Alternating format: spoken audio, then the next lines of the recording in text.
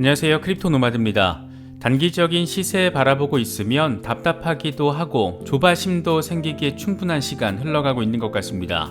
그런데 산업 전반과 관련해서 국내외에 거의 유사한 방향성을 가지고 진행되고 있는 그런 상황들을 바라보면 이 산업은 확실히 가까운 미래의 중심이다, 이런 부분들 꽤 강하게 느낄 수 있는 그런 시기이기도 합니다.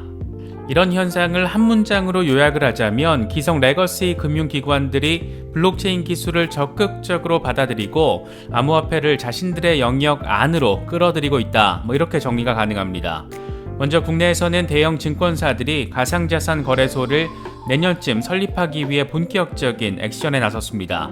기존의 증권사들이 가상자산 거래소를 운영한다, 결국에는 증권과 암호화폐가 동일한 법적 테두리 안에서 다뤄지게 된다는 것을 의미합니다.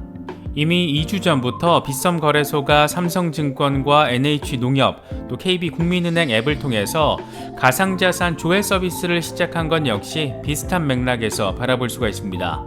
기성 증권 정보와 신흥 암호화폐 정보가 기성 레거시 금융권 시스템 안에서 합쳐지는 과정을 지금 보여주고 있기 때문입니다.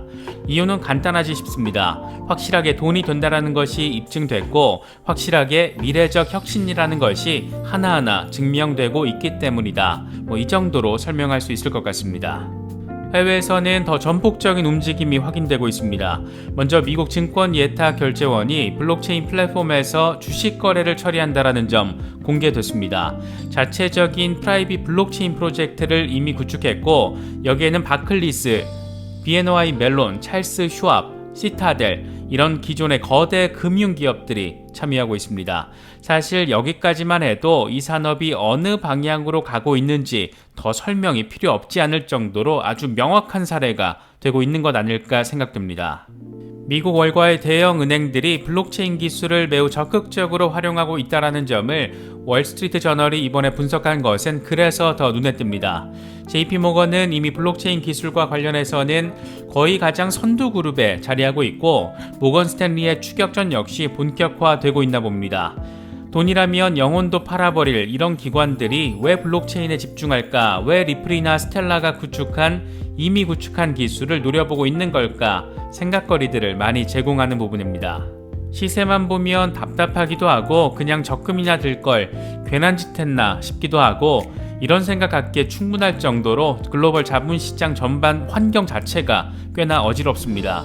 이럴 때일수록 좀 더 큰 비전과 미래를 느끼게 해주는 지금의 현재 근거들을 체크해보는 것이 멘탈을 관리하는 데 있어서 좀 더 도움이 될 수 있지 않을까 생각됩니다.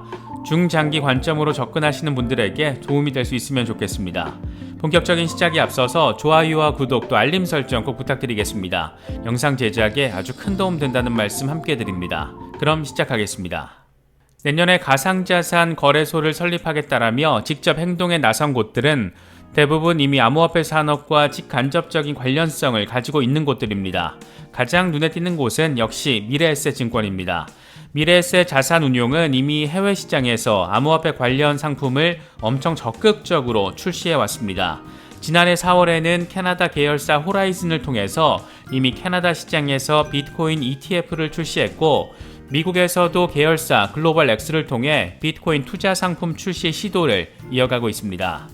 NH와 신한 역시 가상자산 거래소 연계 계좌를 통해서 이미 이 시장에 발을 담그고 있는 곳입니다. 기존의 사업 모델을 통해서는 앞으로의 비전을 찾기 어려운 기성 레거시 금융들로서는 돈도 되고 비전도 존재하는 암호화폐 거래소나 암호화폐 상품 출시에 나서는 것, 어쩌면 당연한 것일지도 모르겠습니다. 증권과 암호화폐 통합은 이미 2주 전에 아주 강력한 시그널이 터져나왔습니다.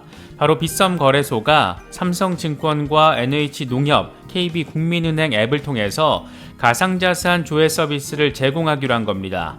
아시는 분들 대충 예상하시겠지만 처음에는 가상자산 조회 서비스, 그 다음에는 가상자산 거래 서비스로 이렇게 나름의 궤적을 만들어 갈 것이라는 점 예상하기 그렇게 어렵지 않습니다. 가상자산의 제도권 수용은 이미 새로운 돈벌이의 관점에서도 꽤 적극적으로 진행되고 있습니다. 해외에서는 더 전폭적입니다. 미국 증권예탁결제원이 프라이빗 블록체인 플랫폼 프로젝트 아이온을 통해서 이미 주식 거래를 블록체인 위에서 처리하고 있다는 소식 전해졌습니다. 이미 하루 평균 10만에서 16만 건의 주식 거래가 아이온 위에서 처리되고 있다고 하는데, 증권 예탁 결제원은 바클리스, BNY 멜론, 찰스 슈왑, 시타델, 시티, 크레딧 스위스 이런 곳들과 함께 플랫폼을 개발하고 있고 R3와도 파트너십을 체결한 것으로 나타났습니다. 일단 여기 등장하는 이름 각각들 꽤나 임팩트가 있습니다. 미국에서 가장 오래된 은행으로 꼽히는 BNY 멜론은 이미 지난해 2월부터 글로벌 은행 가운데 최초로 비트코인 등 가상자산을 취급하기로 결정했던 곳이고, 시타델, 시티 등은 이미 이 산업 뒤에 자리하고 있는 설계자의 일원으로도 거론되고 있을 정도로 산업 자체에 꽤 깊숙하게 들어와 있는 그런 글로벌 거대 자본 세력이라고 할 수 있습니다. 우리의 눈길을 확 사로잡는 것은 미국 증권 예탁 결제원이 블록체인 분산 원장 기술 제공업체인 R3와 파트너십을 맺었다라는 부분인데, R3는 글로벌 암호화폐 지급을 구현하는 코다 기반의 결제 앱을 개발한 곳으로 첫 결제 수단으로 무려 XRP를 채택한 곳입니다. 그러니까 글로벌 결제라는 이슈를 거론하다 보면 리플 XRP가 어떻게든 어떤 방식으로든 직간접적으로 얽혀 있다라는 점을 꽤 구체적으로 느낄 때가 많은데, 이번 증권 예탁결제원 사례에서도 리플과의 연결고리가 이렇게 만들어집니다. 이런 소식들이 글로벌 전반에서 동시다발적으로 전해지는 상황에서 하필 이때 월스트리트 저널이 월가 대형은행들의 블록체인 채택과 관련한 분석 기사를 제공했습니다. 월스트리트 저널은 일단 영원한 경쟁자 JP모건과 모건스탠리의 상황을 각각 제시했는데, JP모건은 우리가 여러 차례 영상을 통해서 짚어봤듯이 리플과 맞먹는 수준으로 이미 미국 의회 조사국이 스위프트를 대체할 정도의 기술력을 가졌다, 이렇게 평가를 한 오닉스의 운영사입니다. 사실상 리플과 거의 동일한 블록체인 기술을 활용하면서 자체적인 블록체인 송금을 이미 활용하고 있습니다. 거래 시간 엄청 단축시키고 거래 수수료 엄청 많이 썼던 것을 쓰지 않게 되니까 아예 직접 개발을 해서 이렇게 블록체인 국제 송금을 하고 있는 겁니다. 골드만삭스 역시 이미 채권 등 각종 채무 증권을 이더리움 등 블록체인 기반 네트워크를 통해서 거래를 하고 있고, 자체적인 블록체인 기반 거래 플랫폼을 구축하고 있는 것으로 나타났습니다. JP모건보다는 조금 늦었지만 블록체인의 혁신성을 이미 알아차리고 적극적으로 대응을 하고 있는 겁니다. 골드만삭스의 디지털 자산 부문에는 엔지니어링과 규제, 법령 등과 관련된 전문가 70여 명이 이미 하나의 본부를 구성하고 있는 것으로 나타났는데, 현재 자사 고객을 위한 블록체인 기반 거래 플랫폼을 비롯해서 다른 은행들도 사용할 수 있는 플랫폼을 개발하고 있는 것으로 보도가 됐습니다. 다른 은행들이 직접 개발하지 않아도 골드만삭스가 이런 필요성을 느끼는 은행들을 고객으로 확보해서 블록체인 서비스를 지금 제공하겠다라는 것을 이런 식으로 표현을 하고 있는 겁니다. 이미 리플이나 스텔라 등이 구축해 놓은 것과 거의 동일한 형태의 블록체인 플랫폼을 꽤나 열성적으로 만들어가고 있다라고도 바라볼 수가 있습니다. 월스트리트 저널은 지난해 골드만삭스가 프랑스에 본사를 둔 유럽 투자은행에 이념물 채권을 이더리움 네트워크 위에서 발행하도록 주관을 했다. 일반적으로는 이런 채권을 판매하는 데는 5일 정도 걸리지만 당시 거래는 1시간 만에 모두 끝났다. 이런 점도 함께 설명을 했습니다.